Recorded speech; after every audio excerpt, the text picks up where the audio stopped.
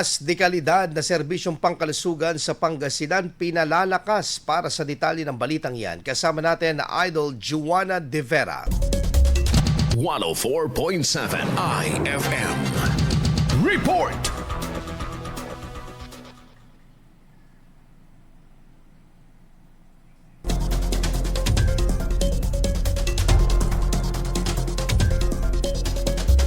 Mas pinalalakas sa lalawigan ng Pangasinan ang mga serbisyong pangkalusugan para sa lahat ng makikinabang na residente tulad na lamang ng pakikipag-partnership sa mga pribadong birthing home or clinics. Sa ginanap na sesyon ng Sangguniang Panlalawigan noong Lunes, isa sa nailatag ay ang posibilidad ng kasunduan o Memorandum of Agreement ng pamahalaang panlalawigan sa mga birthing clinics sa Urdaneta City na nakafocus sa referral system para sa maternal at neonatal emergency cases. Ayon kay Vice Governor Mark Lambino, ang pakikipag-MOA signing sa mga privately committed health services ay mahalagang hakbang din upang makapagbigay pa ng karagdagang tulong sa mga Pangasinense bukod sa mga libreng serbisyong pangkalusugan na hatid ng pamahalaan.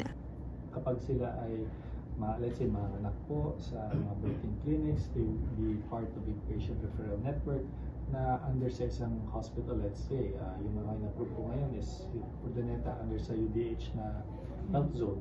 So UDH po yung magiging kanilang partner hospital. So kung meron pong let's say, mga anak sa birthing clinic na yan, magiging pasyente din po sila ng UDH. So they'll be part of the health network of UDH. At kung ano yung mga serbisyo na kaya i-deliver ng UDH. Isa rin sa ipinunto nito ang pagtitiyak na DOH-accredited facilities ang mga facilities tulad ng birthing homes or clinics na magiging partner ng pamahalaang panlalawigan. Because we're ensuring that, for example, ito po, we're having partnerships with DOH-accredited facilities. So sigurado po sila, yung pasyente, na yung birthing clinic na yan ay may qualified po na mag-deliver ng medical service na yan, accredited ng hospital, at meron siyang hospital na kapartner in cases of emergencies, madali ang referral ng pasyente na yan.